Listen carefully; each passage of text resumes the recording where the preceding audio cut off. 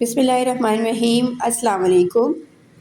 Hello everyone, welcome to my YouTube channel Learning from Home.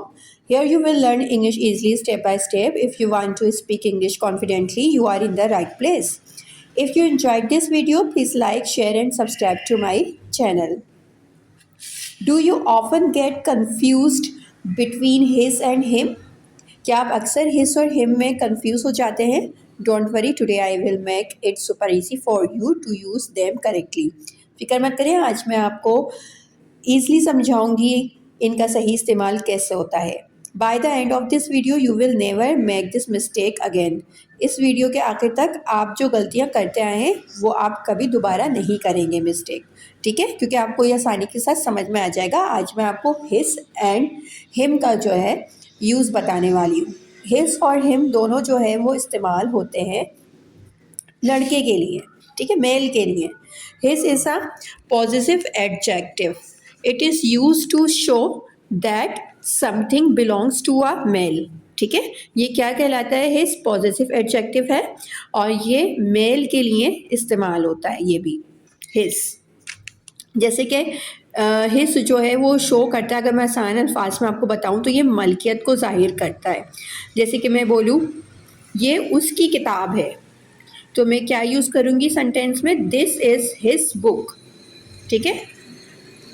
मुझे उसकी आवाज़ पसंद है, तो आवाज़ उसकी मलकियत है, ठीक है। तो यहाँ पे मलकियत की बात हो रही है तो मैं यहाँ पे हिज यूज़ करूँगी। आई लाइक हिज वॉइस, मुझे उसकी आवाज़ पसंद है। I like his voice. वो कार उसकी है, अब वो कार उसकी है, उसकी मलकियत है, तो डेट इज़ हिज कार। वो कार उसकी है, दैट इज़ हिज कार, ठीक है। तो हिज हम किसके लिए यूज़ कर रहे हैं? ऑनरशिप के लिए, यानी कि ये हिज जो है वो मलकियत ज़ाहिर करता है, ठीक है। अगर मैं इसका थोड़ा आपको फॉर्मूला बताऊं, रूल बताऊं, तो हिज फिर नाउन या किसी भी चीज़ का नेम आएगा हिज के बाद, ठीक है। जैसे मैंने यहाँ पे सेंटेंस बनाया दिस इज़ हिज बुक, तो फ़ौरन नाउन आ गया, ठीक है।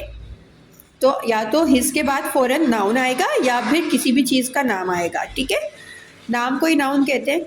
अच्छा, जैसे his pen, his bag, his house, तो हिज के बाद फ़ौरन क्या आ गया? नाउन, ठीक है। तो ये हिज का यूज़ बता दिया मैंने आपको, सही है। अब मैं बता रही हूँ हिम का यूज़। हिम भी मेल के लिए यूज़ होता है और ये ऑब्जेक्टिव प्रोनाउन होता है, ठीक है, जिस पर काम हो रहा हो, ठीक है। It is used after a verb और प्रीपोजिशन। ये यूज़ होता है हिम वर्ब के बाद या प्रीपोजिशन के बाद, ठीक है। इसकी एग्जाम्पल्स देखते हैं। मैं उससे कल मिला, I meet him yesterday. I meet him yesterday, तो फ़ौरन किसके बाद लगाया मैंने? वर्ब के बाद, सही है। वर्ब के बाद फ़ौरन क्या लगाया? हिम। इसकी हिम की जो है कुछ एग्जांपल्स देखते हैं। जैसे मैं उससे कल मिला, अब यहाँ पे कोई ऑनरशिप की बात नहीं हो रही, ठीक है। तो आई मीट हिम यस्टरडे, तो यहाँ पे मैंने क्या किया है? फ़ौरन जो है वर्ब के बाद मैंने क्या लगा दिया? हिम। जैसे मैंने आपको बताया कि हिम हम किसके बाद यूज़ करेंगे? वर्ब के बाद या फिर प्रीपोजिशन के बाद फ़ौरन यूज़ करेंगे। जैसे शी कॉल्ड हिम, तो यहाँ पे भी देखिए वर्ब के बाद फ़ौरन क्या लगा दिया? हिम, सही है। Give the book to him.